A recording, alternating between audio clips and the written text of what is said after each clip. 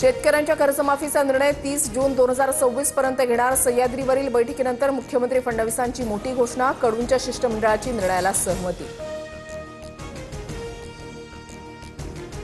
शेतकऱ्याच्या कर्जमाफीसाठी उच्चाधिकार समितीची स्थापना। बच्चू कडूंशी चर्चा सुरू असताना सरकारचा निर्णय। प्रवीण परदेशींच्या अध्यक्षतेखालील समिती एप्रिलच्या पहिल्या आठवड्यामध्ये अहवाल देणार।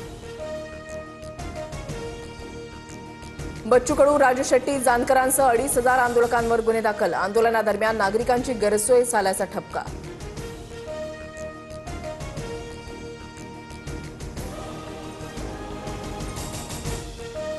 किल्ल्यांवर नमो टुरिझम सेंटर उभारलं की फोडणार, राज ठाकरेंचा इशारा। तर मला मुख्यमंत्री करा म्हणून अजून किती लाचारी करणार। नमो टुरिझम सेंटर्सवरून राज ठाकरेंचा शिंदेंवर जोरदार निशाणा। 1 नोव्हेंबरचा मोर्चा दणदणीत झाला पाहिजे। इथे काय आग पेटली आहे दिल्लीलाही कळलं पाहिजे। सत्याचा मोर्चावरून राज ठाकरेंचं आवाहन। मोर्चासाठी राज ठाकरे लोकलनं जाणार।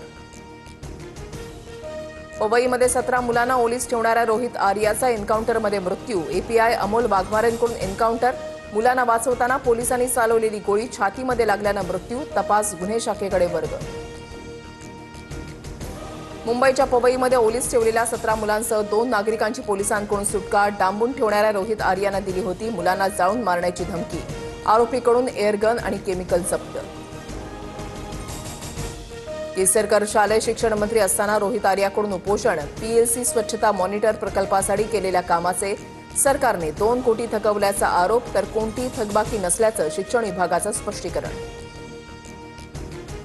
भीमा कोरेगाव प्रकरणामध्ये उद्धव ठाकरेंना कारणे दाखवा नोटीस। प्रकरणाशी संबंधित कागदपत्र सादर करण्याबाबत दाखल अर्जावर प्रतिसाद न दिल्याचा ठपका। भारतीय महिला क्रिकेट संघाची विश्वचषकाच्या फायनलमध्ये धडक। जगज्जेते ऑस्ट्रेलिया संघावर भारताची 5 विकेट्सनं मात। विजयामध्ये जेमिमा रॉड्रिग्स आणि कर्णधार हरमनप्रीतचा मोलाचा वाटा।